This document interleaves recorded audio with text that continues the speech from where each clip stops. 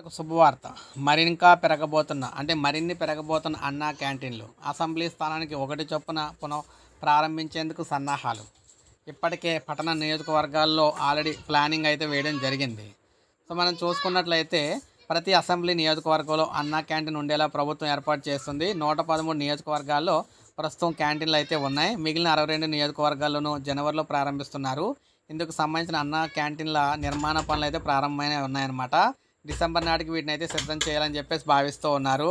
ఒక్కో క్యాంటీన్లో రోజుకు 3,900,000 మందికి పైగా అల్పాహారం భోజనం చేస్తున్నారని అంచనా. మధ్యాహ్నం అత్యధికంగా 400 మంది వరకు కూడా వస్తున్నారు. రాష్ట్ర వ్యాప్తంగా 205 క్యాంటీన్లో రోజు 3 పూటల 1,84,000 మంది హాజరవుతున్నారు. ₹5 ఆహారం అయితే అందిస్తున్న ప్రభుత్వం 3 పూటల కలిపి ఒక్కొక్కరికి 15 రూపాయలకి ఇస్తుంది. మొత్తం ₹75 అయితే ఖర్చు చేస్తుంది అనమాట.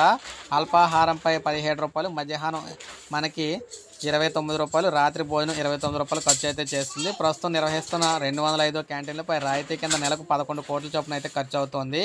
ఇక ఎమ్మెల్యేల విజ్ఞప్తి మేరకు అన్నా క్యాంటీన్ అన్ని నియోజకవర్గాల్లోనూ ఏర్పాటు చేయాలన్న ఎమ్మెల్యేల సూచనతో ప్రభుత్వం కొత్తగా మరో 70 అయితే ఏర్పాటు చేసింది. ఇందులో మనకి విశాఖపట్నం, విజయవాడ, కాకినాడ, గుంటూరు, ఒంగోలు, తిరుపతి, కడప, కర్నూలు, అనంతపురం నగరాల్లో 5 నుంచి 10 వరకు ఏర్పాటు చేశారు.